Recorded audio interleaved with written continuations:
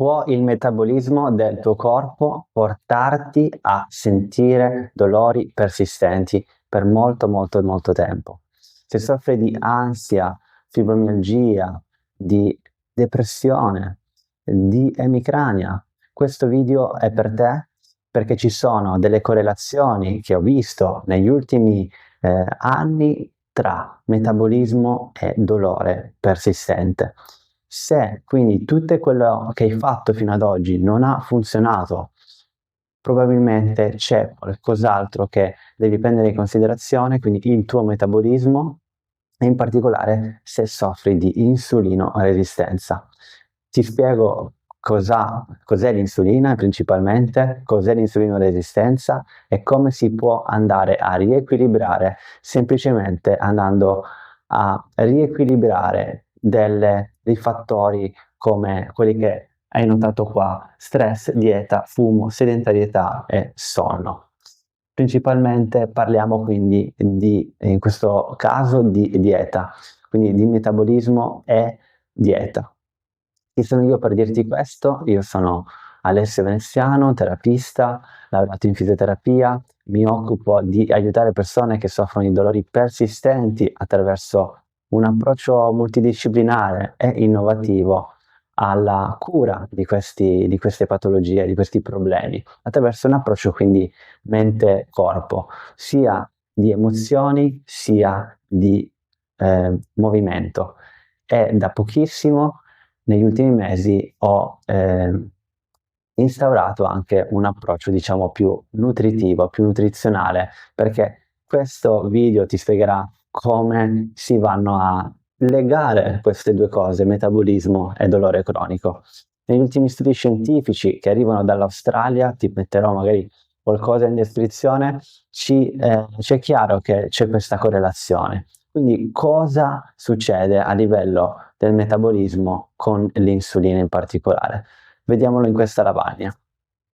Allora, qui vedrai appunto un po' lo schema di quello che succede a livello di zuccheri, di glucosio e di insulina. Cos'è l'insulina? È un ormone, semplicemente, che è rilasciato da un nostro organo che si chiama pancreas. Questa insulina, vedila un po' come un ormone che è un taxi che va a prendere il glucosio o dire al glucosio, quindi nello zucchero che sta nel sangue, di andarlo a trasportare verso delle cellule, che in questo caso parliamo di cellule di fegato, di muscoli e cellule grasse, di grassi. A questo punto queste cellule vanno a bruciare questo glucosio e creare quindi energia per muoverti. Ed è essenziale questo meccanismo per il nostro corpo, cioè è essenziale che noi andiamo a bruciare del glucosio, che andiamo a bruciare comunque delle particelle per andare quindi a muoverci, a usare la nostra mente, il nostro cervello, ok? Questo è un ciclo normale, ma quando questo ciclo viene disregolato, adesso ti spiego perché viene disregolato, può andare a portare dell'infiammazione. Questa infiammazione, quindi in questo caso, va a portare dell'ipersensibilità del sistema nervoso centrale e periferico. Cosa vuol dire centrale e periferico? Centrale il cervello, periferico tutta la parte nervosa che va dal cervello verso gli arti, quindi mani, braccia, gambe, piedi, ok? Ok, adesso quindi seguimi perché è molto semplice, ma allo stesso tempo molto complesso se andiamo nei dettagli. A te non ti serve andare troppo nei dettagli, ti serve capire bene se c'è una correlazione con l'insulinoresistenza, se puoi soffrirne e capire come andare a testare l'insulinoresistenza sul tuo corpo e a quel punto, se ne soffri, andare ad agire su questi fattori in modo strategico, in modo immediato. Quindi il glucosio, ok? Noi mangiamo pane e pasta, riso, tutte questi cibi raffinati e con alto indice glicemico. Se mangiamo questo normalmente durante il giorno, durante i giorni, la nostra glicemia potrebbe alzarsi, ok? Zuccheri nel sangue. Il problema non è il glucosio stesso, perché il problema è l'insulina, ovvero il glucosio nel sangue va a dire al pancreas qualcosa e dice ok, io ci sono. A questo punto il pancreas rilascia questo ormone che è l'insulina prende il glucosio e lo trasporta verso dei contenitori. Nel nostro corpo parliamo di 3 contenitori principali: cellule del fegato, dove è lui che in realtà poi lavora con altri processi dopo e serve questo processo che va verso il fegato, cellule verso i muscoli, cioè con questo glucosio va verso i muscoli e viene bruciato, e cellule grassi. In questo caso questi sono contenitori, degli storage, un po' degli sgabuzzini, ok? Qualcosa deve fare il corpo con questo glucosio. E questa insulina fa sì che questi picchi di glucosio non ci siano, che vengono smaltiti, ok? Perché troppo glucosio nel sangue non va bene, non è la cosa ottimale, perché deve essere usato giustamente. Questa insulina, quando inizia a lavorare troppo, perché deve portare questi livelli di glucosio sempre bassi, sempre bassi, sempre bassi, va a non rispondere più come prima. Quindi le cellule che dovrebbero smaltire questi zuccheri non vanno a rispondere più. O meglio, magari rispondono ogni tanto un po' male, ma quando l'insulina diventa molto molto stanca, ok, quindi resistenza, quando diventa stanca, a questo punto queste cellule non lavorano più. In particolare vediamo che le cellule dei grassi iniziano a aumentare di dimensione, soprattutto nella zona addominale per le donne o anche per gli uomini.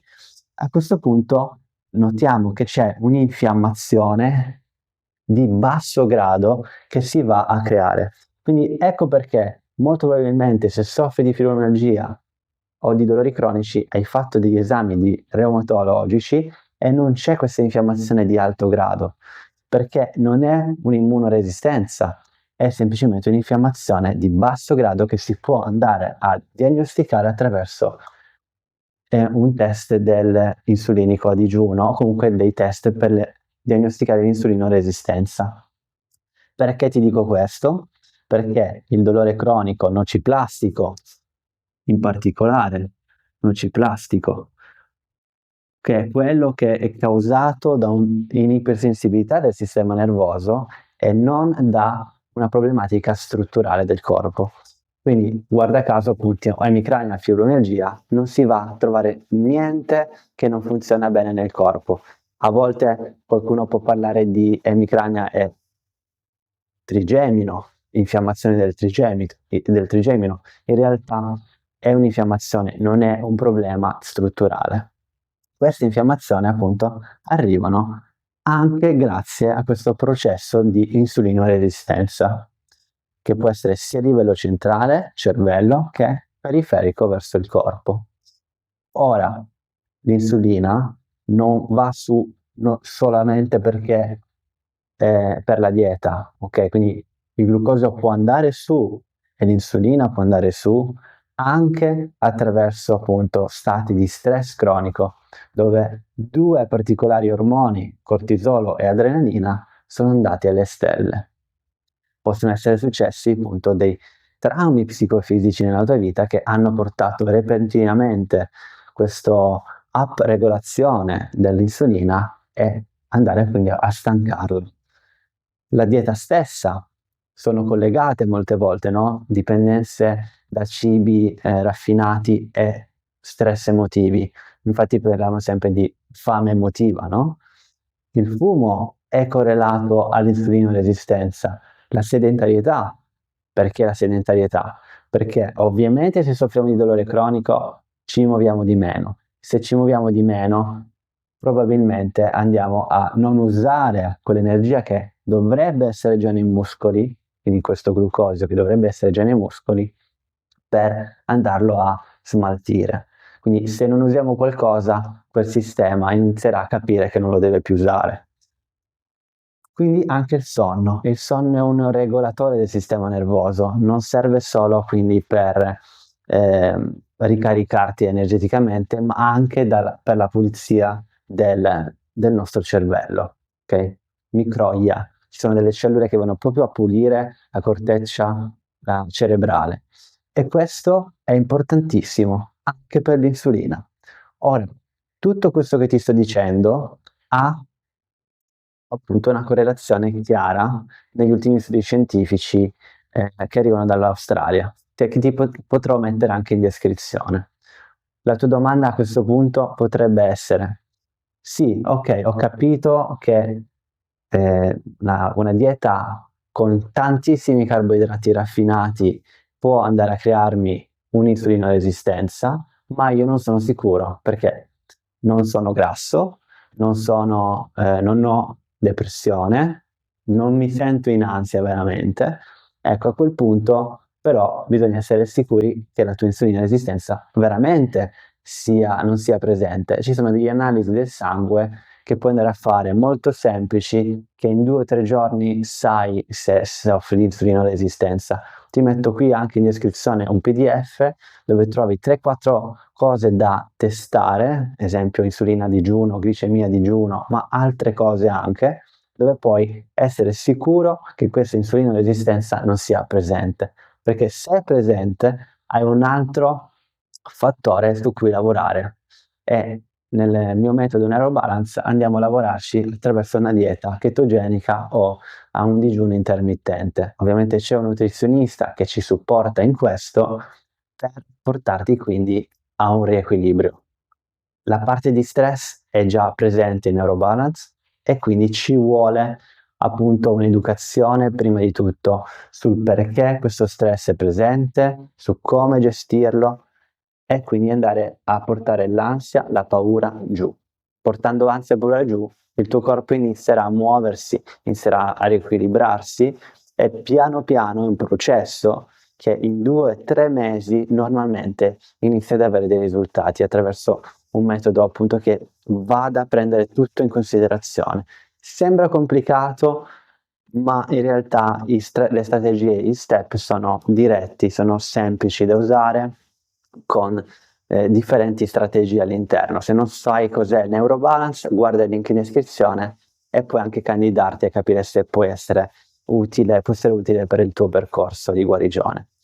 Per adesso è tutto, in un nuovo video magari ti parlo di chetogenica, ti parlo di digiuno intermittente, ne avevo già parlato in un video precedente, magari te lo metto qui in alto dove puoi fare un po' più di avere un po' più di informazioni e magari in futuro se vorrai scrivimi nei commenti perché potrei fare un podcast con un esperto in proprio questo il metabolismo e appunto dolori cronici. Per adesso è tutto, ci vediamo al prossimo video. Ciao!